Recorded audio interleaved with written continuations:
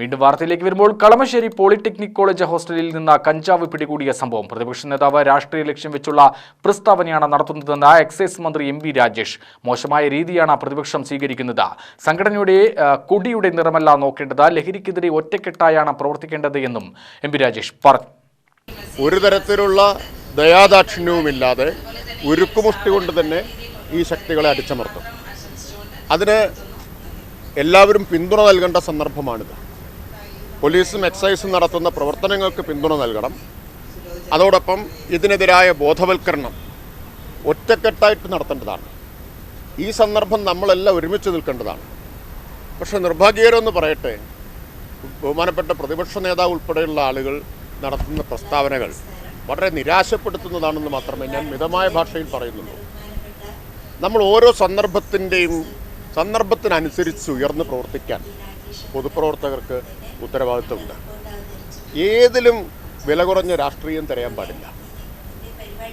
എന്ത് രാഷ്ട്രീയ ലാഭം കിട്ടും എന്ന് ഇതുപോലൊരു സാമൂഹിക വിപത്തിനെ നേരിടേണ്ട സന്ദർഭത്തിൽ ചിന്തിക്കുന്നത് അങ്ങേയറ്റം ചെറുതാവുന്നതിന് തുല്യമാണ്. അതുകൊണ്ട് കുറച്ചുകൂടി വിവേകത്തോടെ ഉയർന്ന രീതിയിൽ ഈ പ്രശ്നത്തെ സമീപിക്കാൻ ബഹുമാനപ്പെട്ട പ്രതിപക്ഷ നേതാവ് തയ്യാറാവണമെന്ന് ഞാൻ അഭ്യർത്ഥിക്കുകയാണ്. ഈ സന്ദർഭത്തിൽ നമ്മളെല്ലാം ഒരുമിച്ചാണ് നിൽക്കേണ്ടത്. എൻ്റെ കയ്യിലിപ്പോൾ ഈ സംഘടനകളുടെ വിവരം ഇല്ലാത്തതുകൊണ്ടല്ലോ.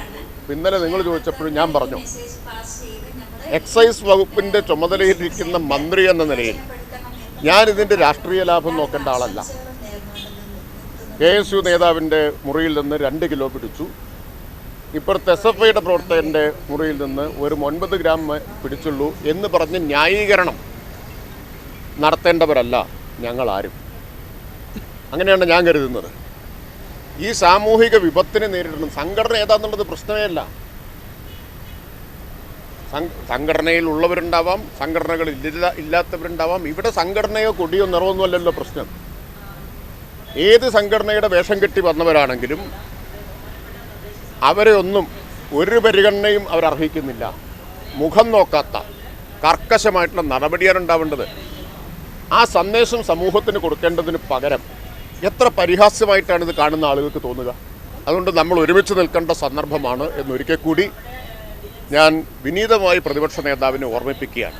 ഈ സങ്കുചിത രാഷ്ട്രീയം വെടിയണമെന്ന് അദ്ദേഹത്തോട് വിനീതമായിട്ട് അഭ്യർത്ഥിക്കുക.